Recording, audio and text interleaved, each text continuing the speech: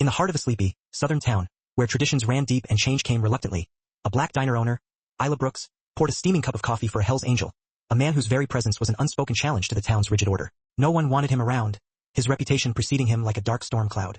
Just minutes after he'd settled onto a stool, 2 local police officers, led by the notoriously prejudiced officer Brent Hollis, swaggered into Isla's diner. They didn't just question the biker.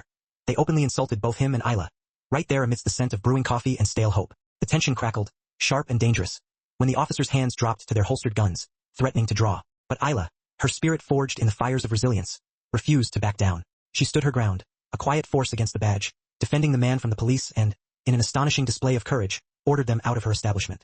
That singular, defiant act, so contrary to the town's unspoken rules, caused Elkridge to collectively turn its back on her, accelerating the diner's slow death. Yet, what unfolded next, after the dust of her defiance settled, left everyone utterly bewildered. Before we delve into the full story, tell us where you're tuning in from. We'd love to hear your thoughts. The pre-dawn light, a faint, bruise-like blue, seeped over the ridge behind Elkridge, painting the neglected town in hues of melancholy. It was a cold, quiet blue that did little to warm the chipped sidewalks or illuminate the vacant stares of boarded-up storefronts. A thick, pearlescent fog clung stubbornly to the skeletal trees, as if reluctant to release the night's secrets. The silence wasn't peaceful.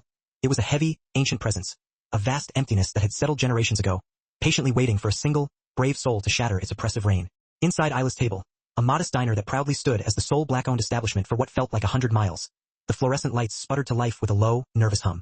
Isla Brooks, her movements economical and tired, paused behind the worn counter, drawing in a deep breath that she held for a beat too long, before releasing it in a faint, almost inaudible sigh. This was her daily ritual, a silent moment of introspection before she flipped the open sign, a quiet interrogation, questioning if she possessed the fortitude to face yet another day in this town that barely tolerated her. She wore her mother's old apron, its edges lovingly frayed from years of service, but meticulously clean, a testament to her enduring pride. Her dark braids were neatly tucked beneath a navy blue head wrap, framing eyes that, while deep brown and luminous, carried a profound weariness. It wasn't the kind of fatigue born from a lack of sleep, but rather the deep-seated exhaustion that comes from caring too much, for too long, in a place that offered little in return. Her hands, guided by muscle memory, moved with an almost automatic grace, flipping the sign to open, wiping down the smooth, cool surface of the counter, meticulously aligning the salt and pepper shakers, and finally, with a heavy heart, checking the antiquated cash register. $34. That paltry sum stared back at her, a stark reminder of her precarious existence. Again, she swallowed the familiar knot of dread that tightened in her throat, a daily ritual as ingrained as her morning coffee, and turned towards the sputtering coffee machine. As the rich, dark aroma of freshly brewed coffee began to permeate the quiet room, a fleeting breath of comfort, fragile and ephemeral, settled over her. It was a scent that whispered of better times, of her mother's laughter, but it quickly dissolved under the crushing weight of her immediate worries. Unpaid electricity bills, her father's ever-increasing medication costs, and a hospital deposit she still hadn't managed to scrape together. The figures flashed through her mind like an unwelcome, urgent banner. Isla poured herself a cup of the bitter brew and walked to the large, dusty window overlooking Main Street. Outside, the town lay lifeless, suffocating under the morning quiet. The hardware store across the street had been boarded up for 2 years, its windows like sightless eyes. The factory, once Elkridge's pulsing heart, had shuttered last winter, leaving behind a skeletal husk of industry and a legion of unemployed souls. Only the gas station on the edge of town clung to life, a lonely outpost run by an old couple whose faces hadn't cracked a smile in her direction since Isla was a child of 10. The diner, her mother's pride and joy, had once been the vibrant soul of Elkridge, particularly when Gloria Brooks had run it. People used to gather here, their laughter echoing off the checkered floors, sharing meals and conversations that truly mattered, stitching the fabric of the community together. But after Gloria passed, leaving Isla to carry the heavy mantle, the diner, like the town itself, grew quieter, colder. People simply stopped coming. Some vanished without a word, their absence a silent condemnation. Others offered tight, artificial smiles and hollow compliments that felt more like pity. And then there were those, the crueler ones, who would step inside, order a single coffee and linger, their eyes conveying a wordless, cutting message. Asterisk, you don't belong here. Not in Elkridge. Not really. She retreated to one of the corner booths, the vinyl seat cracking softly under her weight, and pulled out a worn notebook, its cover faded, bearing the single, heartbreaking label, Dad. Inside, meticulously neat lists. His complex medications, demanding therapy schedules, and an ever-growing pile of bills. Her pen hovered over the page for a tremulous moment, her hand shaking almost imperceptibly as she added a new, desperate line. Ask Dr. Sutter for another payment plan. Her father's booming, joyful voice, once full of song and laughter, used to fill these very walls, a vibrant symphony of life. Now it was a ghost, echoing only in the hollow chambers of her memory. After the devastating stroke, the man who had once carried her on his broad shoulders couldn't even hold a fork. He couldn't walk, couldn't speak, a shadow of his former self. Isla remembered that terrifying night, the raw panic in his eyes as she had been the one to carry his unresponsive body out of their house, his frail fingers clinging to hers like a drowning man grasping a lifeline. The sudden, cheerful chime of the bell above the door sliced through her reverie. Isla sprang to her feet, instinctively plastering on a smile that hadn't quite reached her weary eyes in months. Morning, Pete, she said, her voice practiced and light, as the old trucker, a man as reliable as sunrise, ambled in. Pete, a creature of habit, merely nodded without a word. His gaze fixed somewhere beyond her, and slid into his usual booth. He picked up the laminated menu, its pages curled and familiar, as if he hadn't studied it every single morning for the past 20 years. Isla brought his coffee over, placing the mug down gently. As always, he offered the slightest, almost imperceptible nod of acknowledgement, his eyes never straying from the menu. There used to be a bustling crowd of regulars, a lively morning chorus of familiar faces and bantering voices. Now it was just Pete, a silent, solitary fixture in the otherwise empty room. Sometimes, after Pete's arrival, Isla would retreat behind the counter and pull out her ledger, a thick book of escalating despair. Pages of bright red ink, bold circles around increasingly dire figures, seemed to scream at her. She would run her fingers through her braids, a nervous habit, and stare intently at the numbers, willing them, praying them, to magically rearrange themselves, to somehow become less damning. They never did. Another hour crawled by, punctuated only by the soft tick of the wall clock. The promised second customer, the hopeful mirage of a busier day, never materialized. She refilled the salt shakers at each table, a futile exercise, just for something, anything, to occupy her trembling hands. The radio, a relic from her mother's day, played softly, a soulful, old tune that her mother used to hum as she bustled about the kitchen. Isla hummed along under her breath, a faint, melancholic echo, allowing the familiar rhythm to carry her back, just for a moment, to a time when her mother was still alive, still flipping pancakes in the back, still playfully yelling at a younger Isla to get her elbows off the counter. Then, a sharp rap broke her fragile rhythm, not at the door, but at the window, a jarring, intrusive sound. Isla turned, her heart doing a nervous stutter step. 2 boys, perhaps 15, stood outside, their faces a blur through the condensation-streaked glass. They stared for a moment, their young faces distorted by vague smirks, and then one of them mouthed something too fast for her to catch. He laughed, a cruel, high-pitched sound, slapped his friend's shoulder, and they both bolted, disappearing down the street in a burst of juvenile energy. Isla walked slowly to the window, her sleeve wiping away the thin veil of fog, and there it was, scrawled in the condensation, crude letters forming words that twisted a familiar knife in her gut. Go back to where you came from. She stared at it, frozen, not with anger or shock, but with a profound, aching numbness. There were no tears, no shouts of indignation. She simply took a dish towel from her apron and meticulously wiped the words clean, a practiced, almost ritualistic motion she'd performed 100 times, perhaps 1,000, against the invisible slights and overt prejudices of Elkridge. Inside her chest, a knot of pain tightened, a familiar pressure, but she forcibly pushed it down, refusing to let it surface, refusing to let them win. She turned, walked back to the counter, and poured herself another cup of coffee, the warmth a small, fleeting comfort against the cold indifference of the world outside. Pete had gone, a silent departure. No goodbye, no tip, just a crumpled napkin left on the table. She cleaned it up without a word, the gesture a silent testament to the solitary battle she fought daily. That afternoon, Isla stood in the quiet kitchen, staring at the last 3 eggs in the carton, their smooth, pale shells holding the last vestiges of hope for a meal. She cracked 2 into a skillet, whisked them with a hurried dash of pepper, and deliberately pushed the thought of dinner, the meager meal she would likely skip, from her mind. Outside, a gaggle of teenage girls, their laughter bright and carefree, sauntered past. They peered through the glass, their eyes lingering on Isla, but none of them stepped inside. One of them giggled, a sound that, once, might have stung, but Isla no longer bothered to wonder what invisible joke they found so amusing about her. She sank onto the stool by the counter, her gaze drawn to a faded photograph taped to the old cash register. It was a picture of her and her mother, both radiant in aprons, their smiles wide and genuine, from the day they had proudly reopened the diner after repainting its exterior. That was back when hope was still a vibrant, tangible word in Isla's vocabulary, not a distant echo. She missed her mother most acutely on days like these, when the silence of the diner felt less like peace and more like a heavy shroud, when every empty seat was a reminder that the town had decided she was an outsider. No matter how good her coffee was, no matter how hard she worked, she would always be just Isla, the girl who didn't quite fit. Yet, despite the soul-crushing weight of it all, she kept the lights on, a defiant beacon in the encroaching darkness. She cleaned every surface with meticulous care, as if the president himself were due to walk through the door at any moment, upholding a standard born of pride and perseverance. She held the line, refusing to yield, because as her mother had taught her, nobody chooses the color of their skin, but everyone, absolutely everyone, deserved a seat at the table. Even if that table was chipped, half empty, and largely forgotten by the rest of the world, Isla knew its intrinsic value. And maybe, just maybe, one day someone else would walk through that door and remember it too. So, as the bruised sun finally dipped below the ridge and the lonely streetlights of Elkridge flickered to life, Isla Brooks locked the front door, swept the floor one last time, a ritualistic purging of the day's disappointments, and flipped the sign to closed. Behind her, the diner stood silent, a hollow shell, but inside Isla, a quiet, unyielding fight still burned. The oppressive heat had descended upon Elkridge like a suffocating wool blanket,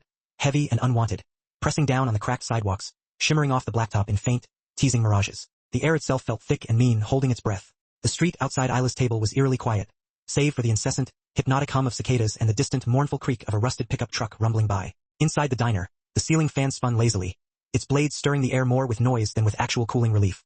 The only other sound was the rhythmic, almost meditative clink of a spoon tapping against a ceramic mug as Isla, her brows furrowed in thought, stirred sugar into her 3rd cup of coffee for the day. No customers had crossed her threshold since sunrise.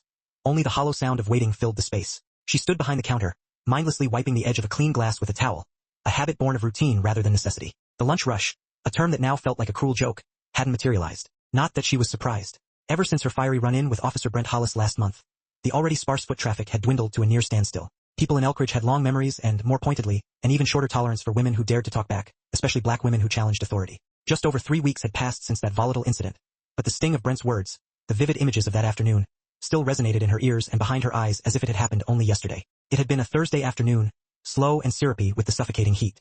Isla had just stepped outside the diner, wrestling a heavy bag of kitchen trash towards the dumpster, when she spotted the patrol car. It was parked diagonally across the street, engine still idling, door ajar, a jarring intrusion on the quiet street. A teenage boy, black, no older than 16, stood with his hands pressed against the hood of the cruiser, his body language speaking volumes of forced compliance. His worn backpack lay discarded on the scorching pavement nearby, torn open, its contents notebooks, a half-eaten sandwich, spilling across the chipped sidewalk like forgotten secrets. Officer Brent Hollis, his face a mask of rigid authority, stood menacingly behind the boy, one hand resting conspicuously on the grip of his gun, the other gripping the boy's wrist with a cruel tightness, as if it were a fragile piece of glass he was just itching to shatter. Isla froze, her breath catching in her throat. Her gaze swept the deserted street. No one else was in sight, just her, Brent, and the terrified boy who kept shaking his head, whispering something she couldn't quite discern. A surge of protectiveness, hot and unbidden, flared within her. She crossed the asphalt road quickly, purposefully, her heart thumping a frantic rhythm against her ribs with each deliberate step. "Brent," she called out, her voice clear and firm, cutting through the heavy air. "What's going on?" Brent didn't even bother to turn. "Business, Isla. Keep walking." His tone was dismissive, a clear order to mind her place. "Is he a customer?" she challenged, planting her feet. "Because if he was headed to my place, this just became my business." Brent let out a low, dry chuckle, devoid of any genuine humor. He finally turned his head, his eyes cold and assessing. Saw him hanging outside the hardware store. Looked suspicious. Isla's voice was flat, unwavering. "He's a kid, Brent. That's what kids do. They linger. Doesn't mean they're a threat." Brent's eyes narrowed to dangerous slits. "You questioning me now, Miss Brooks? I'm asking why a 16-year-old needs to be manhandled in broad daylight." His jaw tightened. He wasn't cooperating. "Did you ask him his name?" Isla pressed, her voice gaining strength. "Before you pushed him onto your hood?" Brent took a slow, deliberate step closer, his heavy boots echoing sharply against the pavement. He advanced until he was close enough for Isla to catch the faint, unsettling scent of stale coffee and sweat on his breath. He leaned in, his voice dropping to a menacing whisper. "This town's got rules, Miss Brooks. Rules that keep it clean. You do better remembering your place." Isla didn't flinch, her gaze steady, defiant. "I know my place, Brent. It's behind that counter, running a business I built with my mother's hands. And it sure as hell isn't standing by, watching kids get humiliated on my sidewalk." Brent's jaw clenched, a muscle jumping in his cheek. His fingers tightened for another agonizing moment around the boy's wrist before, with a visible effort, he finally let go. "You're making a mistake," he muttered, his voice thick with suppressed anger. "Maybe," Isla replied, her voice calm despite the pounding of her heart. "But I'd rather make a mistake doing what's right than stay silent and watch this." He roughly shoved the boy's backpack at him. The kid stumbled, startled, but caught it, his eyes flickering to Isla for half a second, confused, shaken, but undeniably grateful. Brent, without another word, got into his cruiser, slammed the door with an unnecessary force that reverberated down the street, and peeled away, the tires groaning rebelliously over the hot asphalt. The boy didn't speak either. He simply bent down, gathered his scattered belongings, and vanished down the street, a small, solitary figure, without even pausing to brush the dust from his jeans. Isla stood there for a long time after both had gone, the quiet street a silent witness to her defiance. By sundown, the whispers had already begun their insidious crawl through Elkridge. That weekend, people started conspicuously skipping the diner. The following Monday, an ominous receipt was slipped under her door, 2 words scrawled on the back in stark red ink: "Watch yourself." Back in the present, the familiar jingle of the bell above the door roused Isla from her thoughts. She didn't look up immediately, assuming it was the mailman, or perhaps a lost tourist seeking directions to the gas station. But the silence that followed was different, deeper, weighted with an unknown presence. She waited, her instincts humming. When she finally did glance up, her hands froze mid-wipe, a half-polished glass suspended in her grasp. He filled the doorway, not overtly trying to command the space, but simply incapable of doing otherwise. Broad shoulders, encased in a black leather jacket scuffed and dusty from countless miles on the road, stretched the worn material. His jeans were torn at the knees, his heavy boots thick with the layered dirt of travel. A salt and pepper beard, mostly salt, framed a weathered face, tangled and unkempt. A pair of pale blue eyes, slightly bloodshot with fatigue, scanned the diner's interior with the weary caution of someone who had faced too many slammed doors, too many hostile gazes. Just above his heart, sewn onto the leather, was an unmistakable patch. A skull with defiant wings and flames curling from its sides. Hell's Angels. Isla's chest tightened, a familiar clench of apprehension. Every diner, she mused, had its ghosts, specters of laughter, arguments, and forgotten dreams. But the Hell's Angels were not mere ghosts in Elkridge. They were myths made flesh, legends wrapped in leather and shrouded in trouble. They were the subjects of hushed stories whispered in truck stops and roadside bars, tales of drugs, brutal fights, and gleaming guns. No one in town had ever actually seen them, yet everyone swore they existed, and no one, absolutely no one, wanted them anywhere nearby. The man took 2 slow, deliberate steps forward, the floorboards groaning under his formidable weight. His presence alone seemed to shift the very atmosphere of the room, an invisible tension that prickled the back of Isla's neck. Even the lazy ceiling fan above seemed to squeak a little louder, as if it too sensed that something profound had just walked in. He moved with a noticeable stiffness, betraying the toll of too many nights on the road, too many years battling unspoken pain. He walked to the furthest stool at the counter, the one closest to the emergency exit, a subtle indication of a desire for an escape route. His hand trembled slightly as he gripped the edge of the stool, lowering himself onto it with a quiet, visible effort. Isla studied him for a breath longer, her mind racing, then folded her towel neatly, set the glass down with a soft clink, and moved towards him. "Welcome to Isla's table," she said, her voice even professional, betraying none of her inner turmoil. "Today's special is smoked brisket with sweet cornbread. We also have fresh peach tea and hot coffee. What can I get started for you?" He looked up at her then, his gaze lingering for just a second too long. It was enough for Isla to see it, not fear, not aggression, but an almost raw, profound grief, etched deep into the pale blue of his eyes. His voice, when it came, was low and raspy, like gravel rolling over gravel. "Coffee, black, fast as you got it." Isla nodded, her expression unreadable, and turned to the waiting pot. As she poured the dark, aromatic liquid, she noticed it again. His right hand, reaching up almost unconsciously to rub his neck, trembled. From beneath his worn sleeve, a faded blue hospital bracelet peeked out. Not new, but not old either, as if he hadn't taken it off, even though he clearly could have. She placed the steaming mug in front of him. "Hot and strong," she said, her voice softening slightly. "It'll kick like a mule." He let out a tired chuckle, more a whisper of air than actual sound. His hand hovered over the mug for a second, as if unsure whether to touch it, before finally gripping it. The trembling of his hand made the dark coffee ripple, miniature waves breaking against the ceramic. "You all right?" she asked quietly, the question coming not from a waitress to a customer, but from one human to another, a genuine inquiry born of empathy. He looked up at her again, more directly this time, and something within him shifted, like a heavy wall lowering just an inch, revealing a glimpse of the vulnerability behind the tough exterior. "My daughter's at Elkridge General," he said, his voice barely above a whisper, raw with pain. "She's 15. Stage 4. They told me to stay close. Just wait." The words landed in Isla's chest like a physical blow, heavy and real. "I'm sorry," she said, and she truly meant it, the simple words carrying a depth of understanding. He nodded once, a curt, weary motion, then looked back down at his mug, as if seeking solace in its warmth. I needed a place to breathe," he added, his voice barely audible. "Hospitals got too many beeps, too many people whispering like the walls can hear him." Isla didn't speak. She offered no cliches, no empty platitudes of hope. She simply stood there, hands resting gently on the counter, allowing the quiet silence to hold space for his profound grief. After a long moment, she asked, her voice soft but firm, "You want something to eat?" He hesitated, his gaze still fixed on the coffee. "I didn't come in here to cause trouble," he said, his voice laced with an old weariness. "If I make folks nervous, I can go." Isla folded her arms across her chest, her posture radiating quiet strength. "Nobody asked you to leave. You're here and you're human. That's enough for me." He looked at her again, his pale blue eyes searching hers for a longer moment this time, then gave a slow, deliberate nod. "I'll take the brisket," he said, the words a quiet surrender to hunger. "And maybe some of that cornbread if you got it." Isla offered him a soft, genuine smile, a rare sight these days. "Best in the county. Give me 10 minutes. As she stepped into the familiar sanctuary of the kitchen, she instinctively glanced towards the window. Sure enough, across the street, Mrs. Dodson, the town's most vigilant gossip, stood on her porch, arms tightly folded, her gaze fixed with unblinking intensity on the diner. 2 more locals passed by, their steps visibly slowing as their eyes snagged on the unmistakable Hell's Angels patch. It was already happening.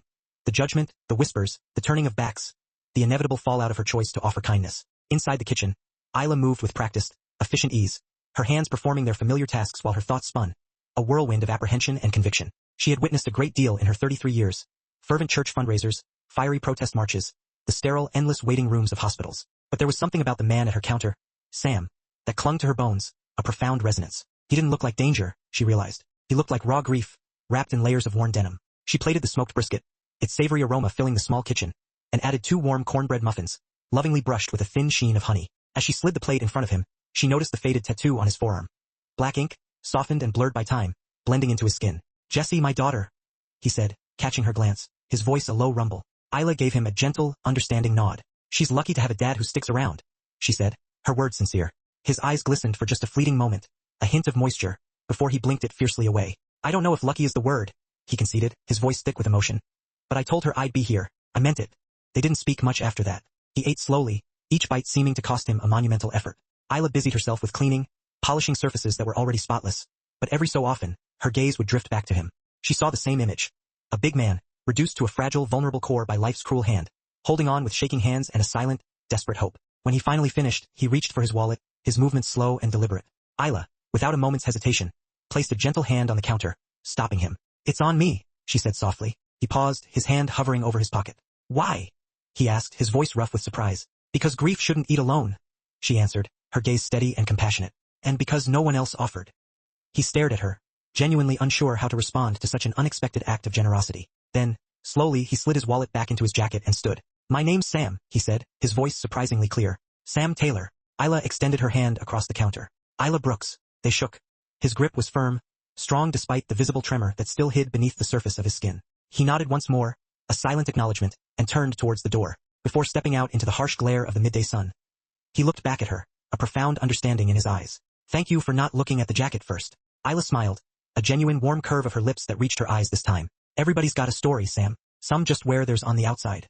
The bell above the door jingled softly behind him as he left, and for the first time in weeks, the diner didn't feel quite so empty. The midday sun bled through the dusty windows of Isla's table, casting a hazy, golden light across the worn checkerboard floor. Outside, the heat shimmered off the blacktop like a silent, visible warning, a mirage of impending trouble. Inside, the air was thick with an invisible tension, yet held a peculiar stillness. Sam Taylor sat hunched over his coffee at the far end of the counter, elbows planted on the cool formica, his eyes cast downwards.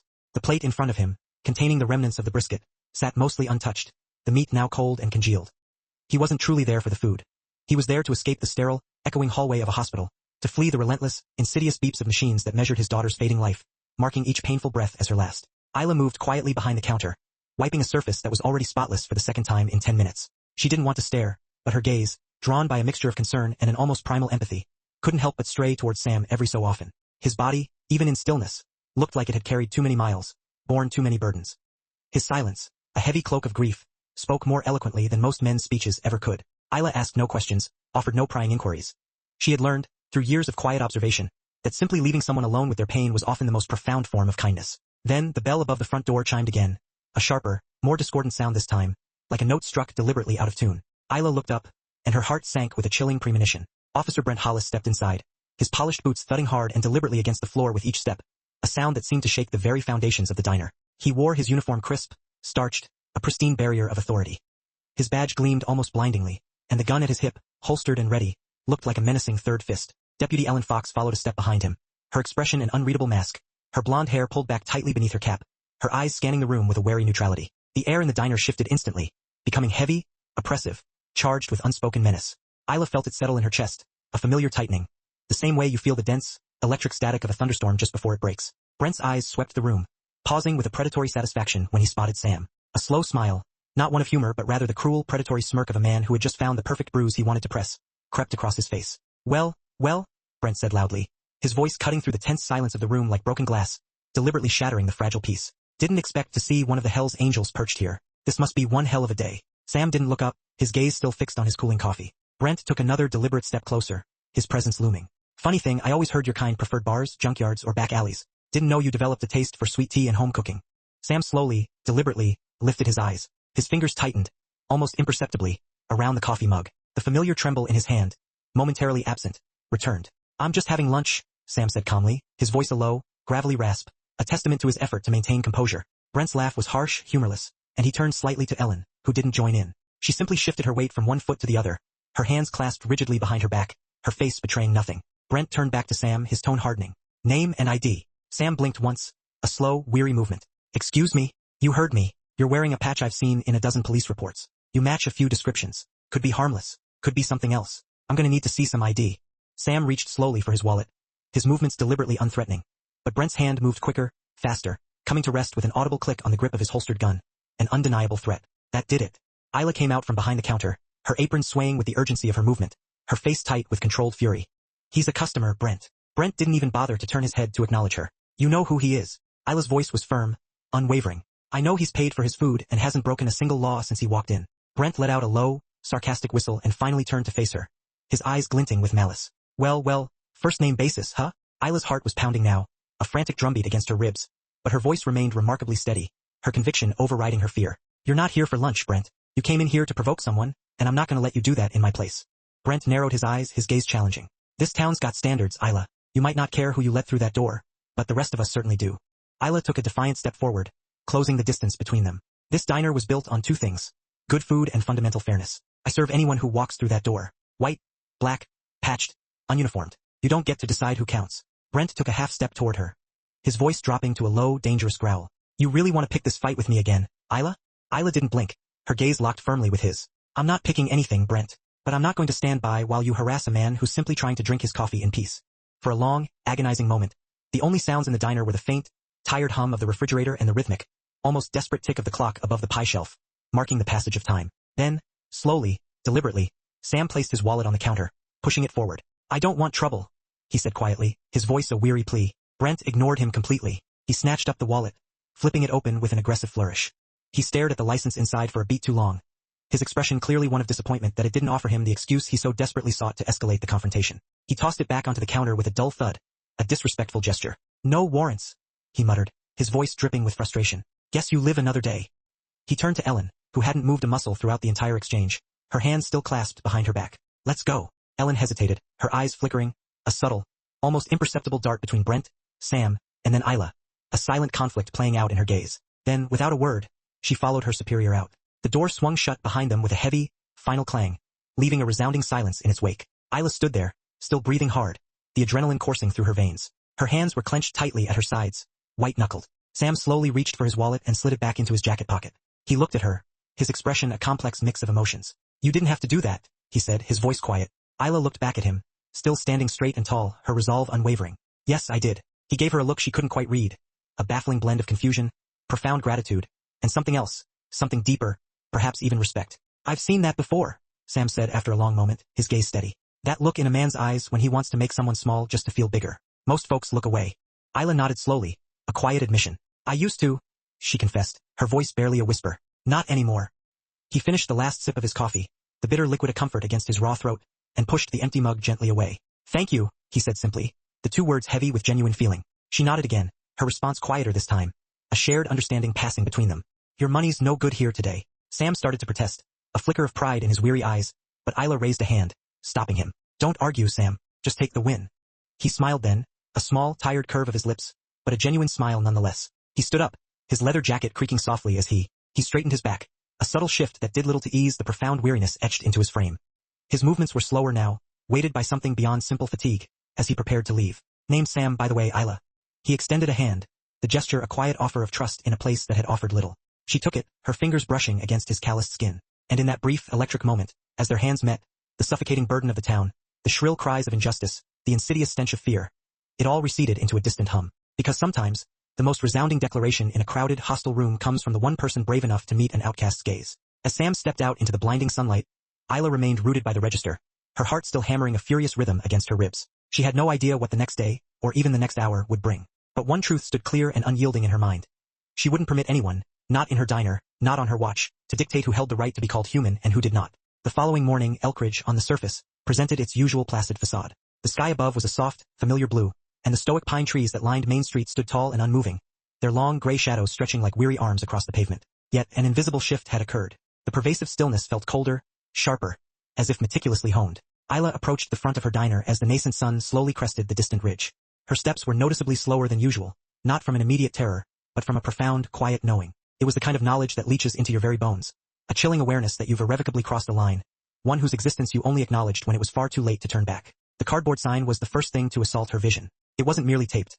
It was aggressively nailed to the sturdy wooden frame of her front door, a crude, violent declaration. No criminal sympathizers. The letters, painted in thick, messy black, screamed their message, the paint already beginning to weep in ugly streaks down the cheap material. It wasn't subtle, nor was it ever intended to be. She stared at it, frozen, her keys still clutched in a rigid hand. A single, ragged breath shuddered past her lips before she finally moved, her hands reaching out, seizing the board, and ripping it from the door with a grunt of defiance. Without a single word, she dropped it beside the outdoor trash can. She unlocked the door, the familiar click echoing unnaturally in the morning quiet, and stepped inside. The bell above the door chimed as it always did, a small, welcoming sound that now felt jarringly different. It was off-key, too loud, an intrusive clang in the sudden, vast emptiness of the room. Inside, a biting cold hung in the air. The fridge, usually a comforting, constant hum, had fallen silent overnight. Isla's gaze flickered to the breaker box in the back, a sigh escaping her lips. She already understood the cold implication. She crossed the room, her boots heavy on the tiles, and flipped the switch anyway. Nothing. The power, like so much else, had been deliberately cut. She stood there for a moment,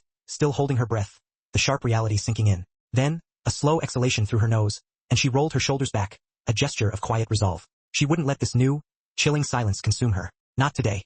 By 7:30, the diner remained dark, the coffee maker an inert, metallic corpse. Resourceful, she brewed a small pot on the emergency gas stove tucked away in the back, poured herself a cup, and retreated to a booth by the front window. By 8 o'clock, The usual morning rush was conspicuously absent. Not even Pete, the old trucker who usually slid in without a word, had appeared. Isla nursed her coffee, the warmth offering scant comfort against the chill in the air and in her heart. She watched the street, a silent vigil. A few people walked by, their gazes steadfastly averted. Across the street, Greg from the lumberyard, a man she'd known for years, shot a quick, furtive glance at her window before snapping his head away so abruptly it was clear it was a deliberate act of avoidance. At 9:30, she counted the paltry contents of the tip jar. 4 nickels and a single quarter. At 10:15, the phone offered a solitary, ringing lament, then silence. No voicemail, no attempt to call back. At noon, she flipped the open sign to closed. A futile attempt to conserve power she wasn't even sure she possessed. It was then that she heard it. A soft thud, then another. She spun around, eyes narrowing, a knot tightening in her stomach. The third impact was louder, wetter, splattering across the pristine glass of her front window and oozing down in a thick, yellow, lumpy trail. Eggs. She took an involuntary step towards the window. A tomato followed, then another, one exploding against the wooden frame, leaving a violent splash of red across the edge of her menu board. Now, she could hear them. The ugly, taunting laughter, sharp and derisive. She peered out, but the view was already obscured. The glass a canvas of food and crude, hateful slurs. The words were ugly, primitive. Isla stood absolutely still, a statue of defiance. She didn't scream. She didn't flinch. Just as quickly as it had erupted, the laughter faded. Tires squealed in the distance. A hasty retreat. Someone had filmed it. She was certain. The thought hung in the air, cold and definitive. She walked to the counter, took a deep, steadying breath, and reached for a towel. No water pressure. The city, predictably, had cut service again, likely under the guise of maintenance.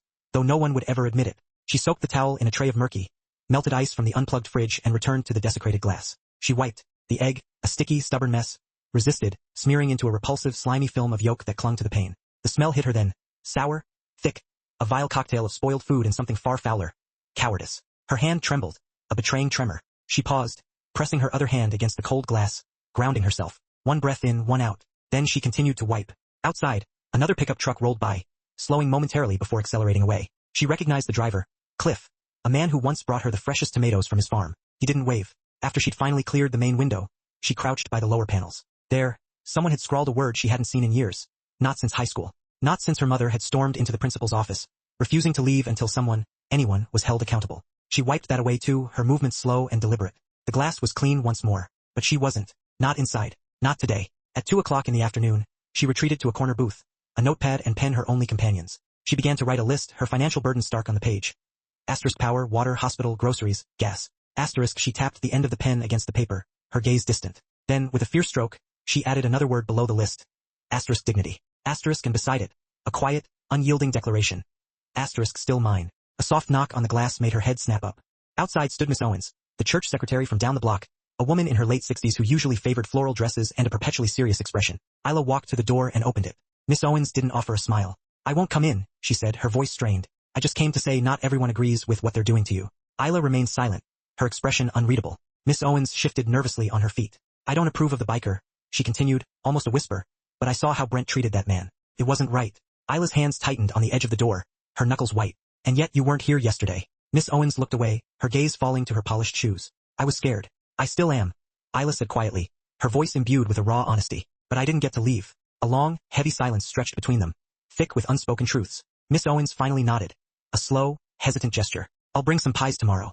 Isla raised an eyebrow, a flicker of surprise in her weary eyes. Pies. People trust sugar more than truth, Miss Owens said, a faint, sad smile touching her lips. Then she turned and walked away, her floral dress a splash of color against the muted street. Isla closed the door, the click of the lock a definitive end to the brief encounter. Inside, she leaned against the cool wood, allowing herself to finally feel the profound ache that had taken root in her chest all day. The crushing weight of betrayal, the stark isolation, the deafening silence from people who once called her family. But alongside it, a tiny, persistent flicker of something else. Not quite hope, but a hard, tempered defiance. The kind that crystallizes when the absolute worst has been hurled at you, and still, miraculously, you remain standing. She walked back to the window, her gaze sweeping across the pane. There were streaks she had missed, tiny bits of yolk stubbornly clinging to the edge of the frame, a smear of red lurking beneath the faded lettering of her menu. She dipped the rag one more time, wiping again and again, each stroke a silent act of reclamation, until her own reflection stared back at her. Asterisk still here, still whole, still hers. The late afternoon sun hung heavy over Elkridge that day, a relentless, punishing glare beating down on the sidewalks. The air was thick, unmoving, and quiet. Too quiet. Even the cicadas, usually a constant, buzzing chorus, had fallen silent. Inside Isla's table, the silence had transformed into its own kind of customer. It sat at every empty table, filled every untouched coffee cup, and stared back at her from behind the windows, faintly smeared with the last dried traces of yolk and tomato. Isla stood behind the counter, sleeves rolled, her apron damp from endless cleaning. The rag in her hand had long gone dry, but she kept wiping, not because the glass needed it, but because she desperately needed to move, to do something, anything, to drown out the oppressive feeling in her chest, the feeling of being watched, judged, abandoned. Not a single soul had crossed her threshold all day. Not a single soul. She hadn't even bothered to brew a second pot of coffee. She told herself it didn't matter. She repeated the mantra over and over again, that doing the right thing never promised applause. But somewhere, deep inside, a small, insidious voice, one she didn't want to admit existed, whispered, was it worth it?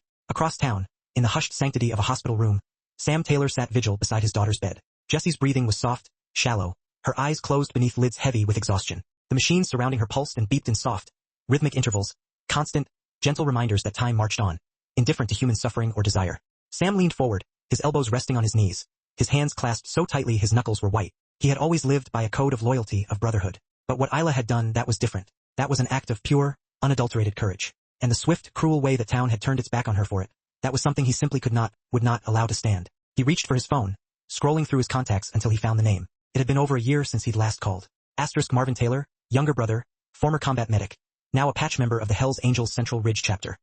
Sam stared at the glowing screen for a long, heavy moment, the weight of his decision pressing down on him. Then he pressed call. Yeah. Marvin's voice crackled through the speaker, rough and low. It's me. A beat of silence. Sam. Another pause, this one heavier, laden with unspoken questions. Damn. You okay? I'm at the hospital, Sam said, keeping his voice deliberately low, mindful of the quiet room. It's Jessie. Stage 4. A long, gut-wrenching silence. Damn, man. I'm sorry. She's hanging on, Sam said, his voice thick with emotion. But that's not why I'm calling. He took a ragged breath, his voice tightening with a mixture of anger and fierce determination. There's a woman here, a diner owner. Her name's Isla Brooks. She helped me the other day. Stood up to a cop who wanted to make an example out of me. I didn't ask her to. She just did it. And now the town's coming down on her hard. Trashing her place, cutting her power. Nobody's coming by. She's paying for something I did. Sam's throat burned with a sudden bitter heat. I need you to do something for me. The line went quiet again. A silent understanding passing between the brothers. Then Marvin's voice, calm and steady, broke the silence. You want me to call the club? No, Sam said, his voice ringing with a new, steel-hard resolve. I want you to bring them. The next day, the sun rose, an angry, hot orb in the sky. Isla opened the diner at 7 a.m., adhering to her usual, unyielding routine. She scrubbed the front door clean again, erasing the lingering phantom traces of the previous day's assault. Before flipping the sign to open, she didn't bother to look up to see who might be watching. She simply didn't have the energy anymore. By 8 o'clock, the diner remained empty. By 9 o'clock, she was sitting alone in the front booth, staring out the window, a desperate battle raging within her to prevent her chest from caving in completely. She didn't cry, but the thought hovered at the edges of her consciousness, a constant, tempting whisper. At 9:30, the bell over the door jingled, a sudden, startling sound that broke the oppressive silence. She stood up quickly, perhaps too quickly, wiping her hands instinctively on her apron as a man stepped inside. He was tall, built like a sturdy fence post, and wore a weathered black vest adorned with small, neatly stitched patches on either side. His beard was trimmed, his expression calm and assessing. Miss Brooks? He asked, his voice a low rumble. Isla hesitated, her gaze searching his face. Yes, I'm Marvin Taylor, Sam's younger brother. A wave of relief, soft and unexpected, washed over Isla's face, though she remained anchored behind the counter. Is Jessie? She asked, her voice barely a whisper. She's still fighting, Marvin replied, a hint of admiration in his tone. That girl's tough. Isla nodded, her own throat tightening with emotion. Marvin's eyes swept around the empty diner for a moment. Then he stepped closer to the window, peering outside. How long has it been like this? He asked, his gaze still fixed on the street. Isla didn't answer immediately, gathering her thoughts. Since the day after your brother came in. He nodded slowly, a knowing look in his eyes. Well, he said, pulling a small radio from his pocket with a practiced ease. Let's fix that. He clicked a button, the faint static a prelude, and uttered a single powerful word. Now, Isla tilted her head, confused, trying to make sense of the cryptic command. That's when she heard it. A low rumble, distant and faint at first, like the murmur of a gathering thunderstorm on the far horizon. Then it grew, louder and louder, a growing roar that vibrated through the floorboards. She stepped towards the window, a flicker of disbelief, unsure if her mind was playing tricks on her. And then she saw them. Motorcycles. Dozens, then scores, then what seemed like hundreds. Chrome glinted, leather gleamed, and fat rubber tires flooded both ends of Main Street. Engines revved in a thunderous chorus, the sound echoing off the storefronts, so profound and pervasive it felt as though the very sky had cracked open. Isla's breath caught in her throat. People stopped on the sidewalks, stepped out of shops, their faces a mixture of gawking disbelief and disapproving frowns. Within minutes, over 200 motorcycles lined both sides of the street, then 300 men and women in matching jackets, their patches proudly proclaiming chapters from different cities, different states. Some held helmets beneath their arms, some carried small flags, others simply stood beside their bikes like silent, formidable guardians, as if summoned by something sacred and ancient. Isla stood frozen behind the counter, her heart pounding a furious, grateful drum. Marvin turned to her, his calm expression unwavering. We ride for our own, he stated, his voice clear and strong, and we remember the people who stand up for them when no one else will. One by one, the riders began to dismount, filing into the diner. Their nods were quiet, respectful, a silent acknowledgement. Not a single word of mockery, no judgment in their eyes, just a powerful, undeniable presence. The bell above the door jingled again and again, a joyful counterpoint to the growing hum of voices as the room filled with faces Isla had never seen before. Yet, somehow, in that moment, she felt as if she knew them all. She tried to speak, but her throat constricted, unable to form a sound. Marvin handed her a sealed envelope. It's from the brothers to cover what the town took from you. Isla opened it with trembling hands. Inside were receipts for electricity paid in advance, invoices from food suppliers for fully restocked pantries, even a receipt for a brand new coffee machine. Tucked beneath them was a handwritten note from someone named Red Dog, scrawled simply, "You fed our brother when nobody else would. Now let us feed yours." Isla looked around the crowded room, her chest heaving, overwhelmed. For the first time in days, a profound warmth spread through her, a comforting heat that had nothing to do with the sun. She looked out the window. The street was packed, not with the anger or hate she'd grown accustomed to, but with an overwhelming sense of loyalty, of gratitude, of burgeoning community. And in that moment, she understood something vital. Loyalty didn't always wear a badge. Sometimes it wore leather. And when the world turned its back on you, sometimes the roaring symphony of 300 engines could be the loudest, most heartfelt thank you you would ever hear. The very air in Elkridge smelled different that morning. Not like the oppressive heat or the acrid exhaust fumes of yesterday, nor that old metallic tang of silence that had hung over the town for far too long. This morning, the street outside Isla's table smelled of brewing coffee, sizzling bacon, worn leather, and something else entirely. Movement, possibility, change. The main road was still lined with bikes, some sleek and black, others riotous with color, draped in flags and bearing names like Reapers of Mercy, Hell's Angels, and Southern Knuckleheads. Some riders had opted to sleep in their vans, others had stayed at a motel down the highway, but most had simply stayed because they wanted to, a silent declaration of solidarity. And Isla, well, she had barely slept, not from fear this time, but from a profound awe and a gratitude so immense it defied words. Inside the diner, the bell had barely stopped jingling since 6:30 a.m. Isla moved with a renewed, almost frantic energy behind the counter, her apron already stained with syrup and grease as she refilled mugs, called out orders, and offered soft nods and tight, grateful smiles, her hands working ceaselessly. What had begun with a single plate of brisket for a tired, desperate man had blossomed into something far greater, something vibrant and alive. She handed a plate of fluffy pancakes to a biker with a long, gray beard and turned to refill the coffee pot when her eyes snagged on an impossible sight. At first, Isla thought she was imagining it. Mrs. Ruth Langley, her hair pinned tight as always, her beige cardigan pressed meticulously, her purse clutched to her side as if it might at any moment sprout legs and flee. This was the same woman who had once, just loudly enough to be heard, lamented that she missed the days when folks knew their place. And now, here she was, sitting comfortably in a booth with a biker. A woman in a sleeveless leather vest, tattoos coiling like dark vines up both arms, a single braid of silver hair falling over her shoulder. The biker wasn't just talking. She was demonstrating how to knit something. And Mrs. Ruth? She was laughing. Not politely, not nervously, but genuinely, heartily laughing. Isla blinked, then turned to Gus, one of her weekend cooks whom she called in for help. She handed him the coffee pot. "Watch the line," she said quietly, her voice still laced with disbelief. "Be right back." She walked slowly towards the booth, not out of caution, but a gentle uncertainty, observing the unfolding tableau. Mrs. Ruth looked up, their eyes meeting. Isla waited. Mrs. Ruth raised her cup of tea, a delicate gesture, and offered a small, dignified nod. "Morning, Miss Brooks," she said. Isla's lips parted slightly, but no words emerged. The biker beside Ruth, whose vest bore the name Linda East Valley Chapter, smiled warmly. "She's learning to make fingerless gloves," Linda explained, her voice friendly, to keep her hands warm, but still able to grip that coffee mug. Ruth chuckled, a sound Isla had never heard from her before. "Told her if I'm going to sit with someone covered in tattoos, I might as well learn something useful." Linda leaned back, a wide grin spreading across her face. "Told her if I'm going to sit with someone who knits better than I ride, I better keep my ears open." Isla smiled slowly, a warmth spreading through her chest, unsure of its origin. Perhaps it was the sheer unexpectedness of the moment. Perhaps it was the profound realization that this had happened without a single grand speech, without a demand, just people sitting down together, figuring it out. She nodded once, then turned back to the comforting chaos of the counter. Outside, she noticed the children first. There were about 8 of them, ranging in age from 5 to perhaps 11. They darted and weaved between the parked motorcycles as if the entire street were a sprawling playground, their feet slapping against the pavement, their giggles echoing as they navigated around exhaust pipes and kickstands. One boy, Jacob Turner, Isla realized with a jolt, was attempting to climb onto the saddle of a bright red Harley. When a biker, wearing a skull cap and a braided beard, approached, Isla tensed for a moment, her hand gripping the edge of the counter. But the biker simply crouched beside the boy. "Careful now," he said, his voice surprisingly gentle. "You don't want to tip her, but if you want to sit, I'll show you how to do it right." Jacob nodded eagerly, his eyes wide. The biker swung one arm under the seat, steadying the heavy machine, then patiently showed the boy where to place his feet and how to properly hold the handlebars. In another corner, a girl sat on the curb, braiding her Barbie's hair while watching a different biker meticulously fix the laces on his boots. She asked a question, and he knelt beside her, patiently demonstrating the intricacies of various knots. Isla watched it all unfold in real time. No grand announcements, no town meetings, just people showing up, quietly connecting. Then the bell jingled again. She turned, expecting another rider. Instead, it was Deputy Ellen Fox. No uniform, no badge, just a simple gray shirt, jeans, and a tired face that looked more human, more vulnerable than official. She stepped up to the counter and offered a quiet, almost hesitant nod. Coffee? Isla asked, her voice deliberately even. Ellen nodded. Black, no sugar. Isla poured the coffee without a word.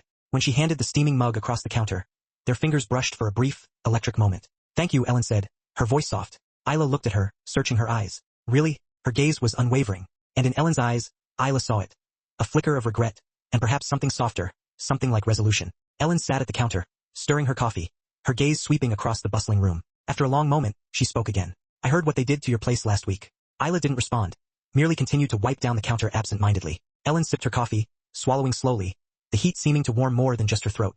I should have said something, or stopped it. You didn't throw the eggs. Isla said quietly, her voice still even. No, Ellen replied, her gaze dropping to her mug. But I stood too still while others did. Isla said nothing. Ellen looked down into her coffee, swirling the dark liquid. I'm not proud of that. A beat of silence hung between them. Then Isla reached into a wicker basket, pulled out a fresh, still warm biscuit, set it on a small plate, and gently placed it in front of Ellen. Eat. Ellen looked up, surprised, a faint flush coloring her cheeks. Isla offered the barest shrug. Talking's is easier on a full stomach. Ellen managed a small, tentative smile. Isla turned away and walked back to the pass-through window, where Gus was already calling out a stack of new orders. She worked through the next hour on pure muscle memory, refilling coffee, sliding plates down the counter, catching questions and offering quick, efficient answers. But her mind kept drifting, returning to Ruth, to Jacob, to Ellen. This wasn't a miracle. Not yet. But it was something. It was a start. And maybe that's all change ever really was. Not fireworks, not rousing speeches, just a quiet booth with two people talking. A kid on a bike. A deputy without her badge. Isla moved to a quiet corner of the diner and paused, her gaze settling on her father's old photograph on the wall. The one of him standing in this very spot behind the counter, his apron stained, his hands strong, his eyes kind. She whispered under her breath, a private confession.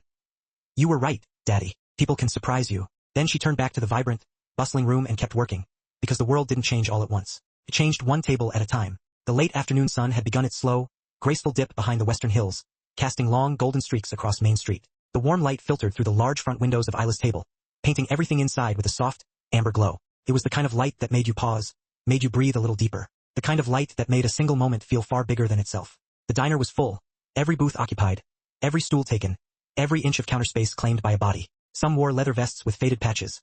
Others wore Sunday shirts and dusty jeans. Laughter bounced off the walls, plates clinked in a happy symphony, and the rich, vibrant sound of lives crossing paths filled the air like music. Isla moved quickly between tables, a coffee pot in one hand, napkins in the other, a dish rag tucked into the side of her apron. She smiled when she could, nodded when she couldn't, her face a mask of concentrated effort. Her shoulders ached, her feet throbbed, but her heart, it felt like it was finally beating in rhythm with the town again. A steady, joyful pulse. She didn't see him come in at first. The bell over the door chimed gently, almost a whisper, but no one turned to look. Not immediately. Then someone did. Then a few more. And then, the room began to fall quiet, a ripple of hushed anticipation spreading outwards. Isla glanced up instinctively from the coffee she was pouring, her movements faltering.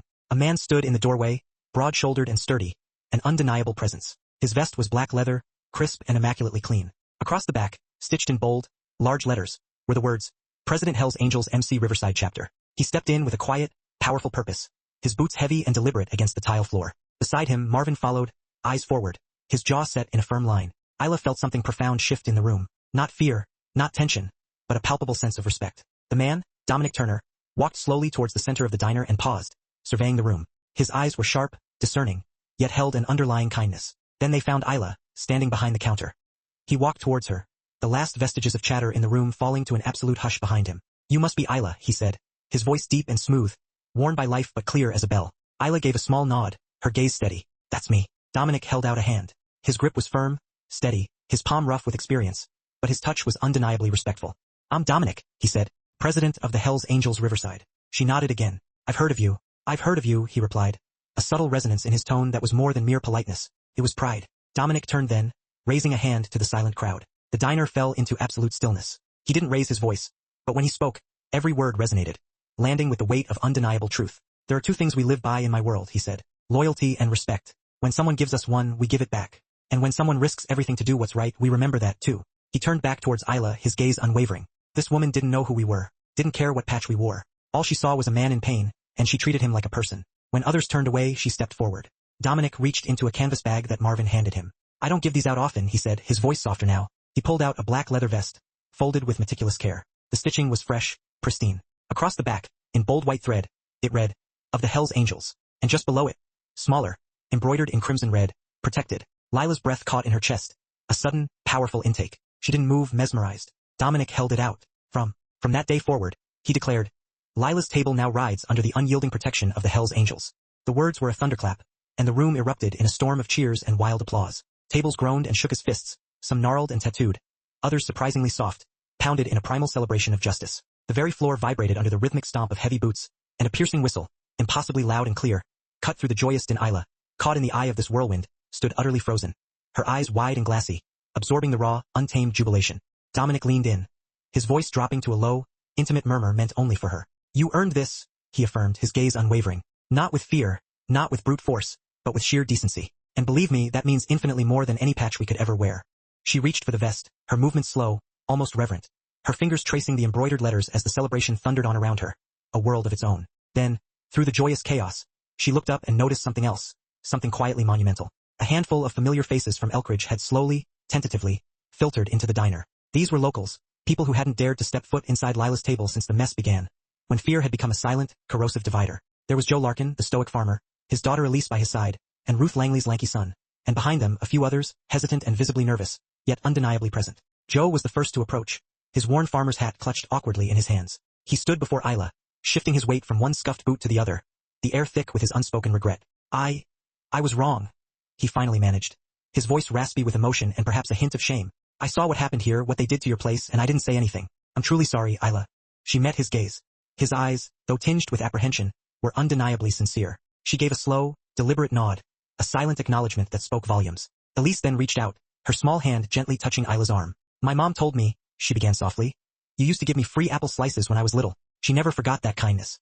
Isla's lips curved into a faint, gentle smile. And then, as if a dam had broken, more hands came, more faces appeared. One by one they approached. Some murmured whispered apologies, barely audible above the lingering hum of the crowd. Others simply offered a solemn nod, a silent plea for forgiveness. But they came. And in that moment, for Isla, that was everything.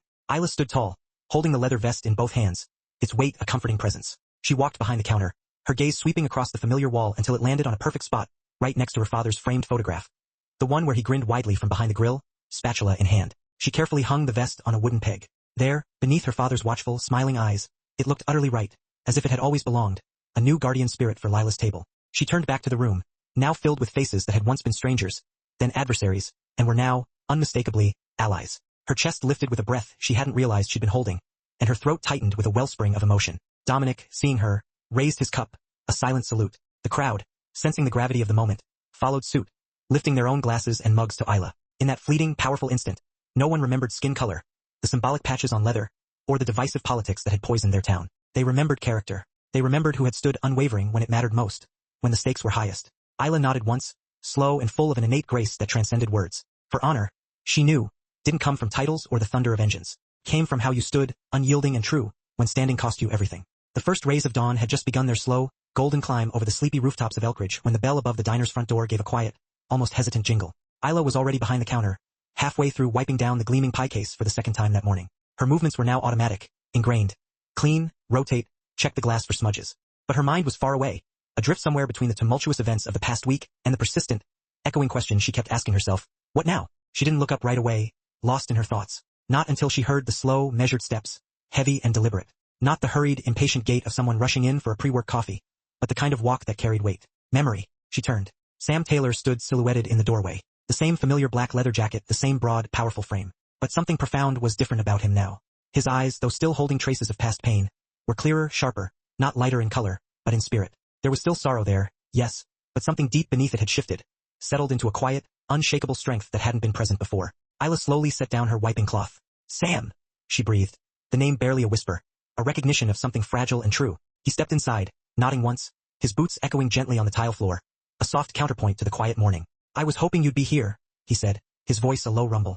I'm always here, she replied, a soft, almost imperceptible smile playing on her lips. He stopped at the counter, his gaze sweeping around the familiar space, then let out a long, slow breath, as if he hadn't realized he'd been holding it until that very moment.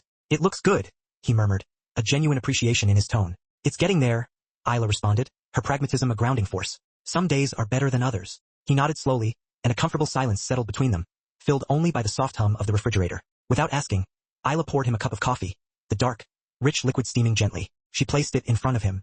Black, she stated, her voice soft, just like last time. Sam wrapped his large hands around the warm ceramic mug. They didn't shake anymore. He looked up at her, and there was an expression in his eyes she couldn't quite place, a blend of hope, gratitude, and something profoundly changed. Then he spoke, his voice quiet, almost fragile. She's improving. Isla blinked, her mind momentarily blank. Jessie?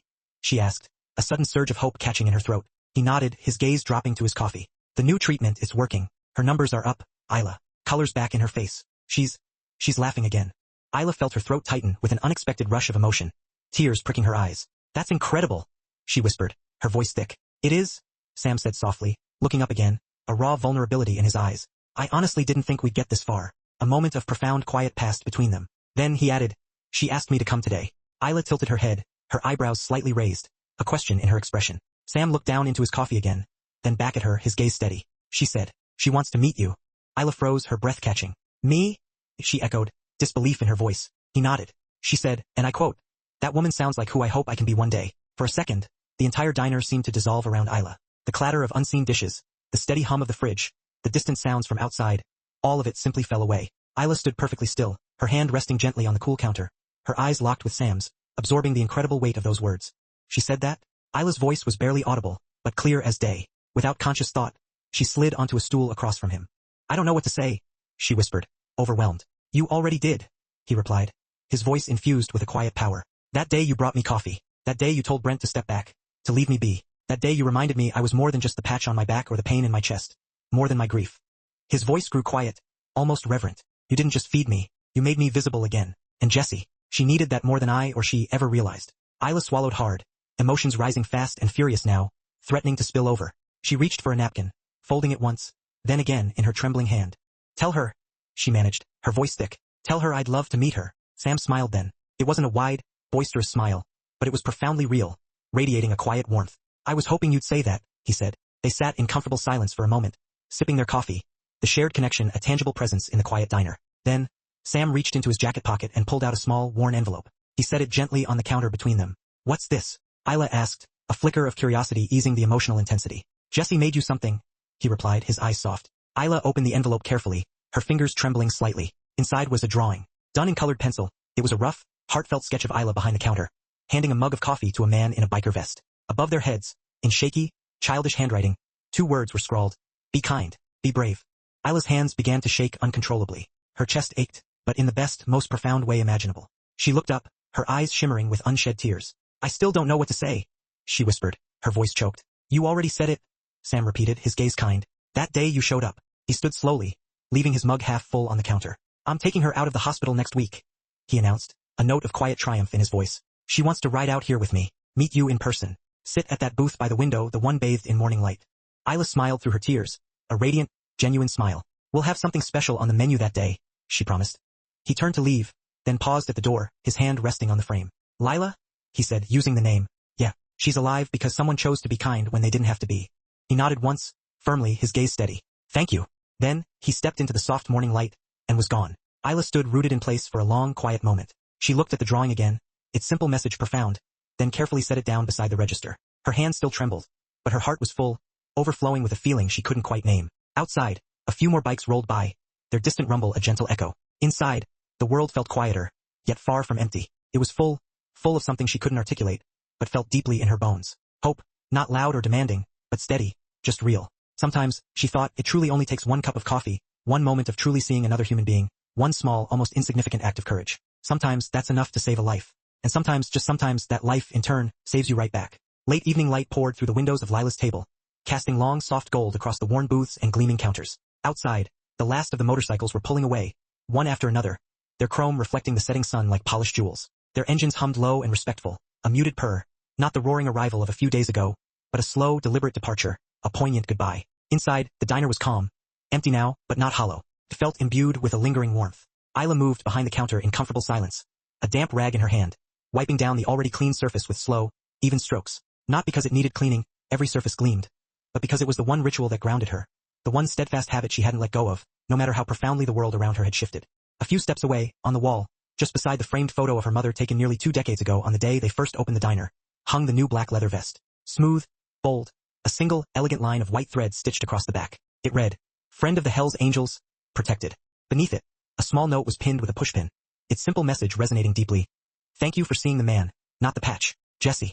Isla had stood there a long time before finally hanging it, holding the vest in her hands, feeling the weight of what it truly meant, the cost it had exacted, and the immeasurable gifts it had given back. The bell above the door jingled softly, a gentle, familiar sound. Isla didn't turn right away. She finished her last methodical wipe across the counter, folded the rag neatly, and only then did she look up. Sheriff Brent Hollis stood in the doorway. No hat, no sunglasses, no hint of his usual swagger. Just a man in a tan shirt with sleeves rolled up to his elbows, tired eyes, and a stiffness in his stance that came not from pride, but from palpable hesitation. His gaze drifted slowly around the diner, scanning the quiet space, before settling, finally, on the black leather vest. He stood there for a beat longer, absorbing its presence, before stepping forward, slowly, deliberately. Isla didn't speak. She simply reached under the counter, poured a fresh cup of coffee, black, and set it on the counter in front of him without ceremony, an unspoken offering.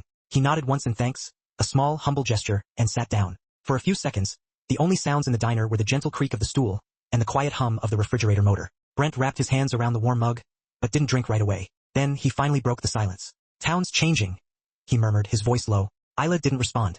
She picked up the rag again, a familiar rhythm, and began wiping the already spotless edge of the pass-through window. Brent cleared his throat, his eyes still fixed on the dark liquid in his cup, as if searching for answers there. "You got folks talking," he continued, a faint, almost bewildered note in his voice. "Never thought I'd see Ruth Langley knitting with a biker, or Joe Larkin shaking hands with anyone who would ink up to their jawline." Isla still said nothing, her movements calm and deliberate. He shifted uncomfortably in his seat, the leather creaking softly. "I was raised a certain way," he said slowly, his voice laced with introspection. "Taught to keep order, keep things in line. Trouble shows up, you press back. You don't question much, you just follow the rules." His voice faltered, heavy with a dawning realization. But maybe some of those rules weren't made for the right reasons. Isla paused, her wiping motion still. Then she turned toward him, her face calm, quiet, and utterly unmoved. "Maybe they were just made to protect the wrong people," she said, her voice clear and steady.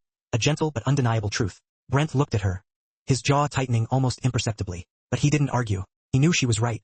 "I'm not proud of what I let happen here," he confessed, his voice rough with regret. "I saw what they did to your place. I saw the fear in that man's eyes when I walked in here that day. I should have known better. I should have done better." Isla let the words hang in the air, a heavy, palpable presence. She didn't offer a quick absolution. She didn't thank him. She simply let him sit with the full, unvarnished weight of it.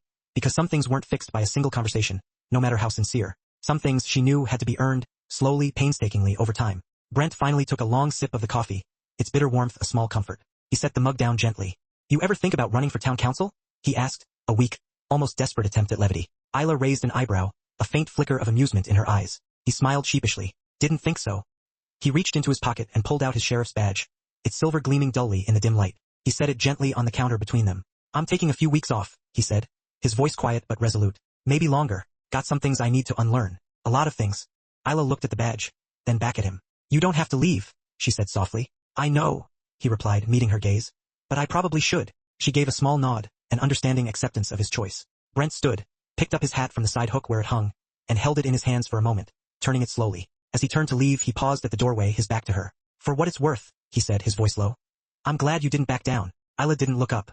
She simply folded the rag meticulously and placed it beside the register. Then, without turning, she replied, "I didn't know how." Brent stood there for a second longer, a silent figure in the fading light, then pushed open the door and stepped out. The bell gave one last soft jingle, a gentle chime marking his departure, and then he was gone.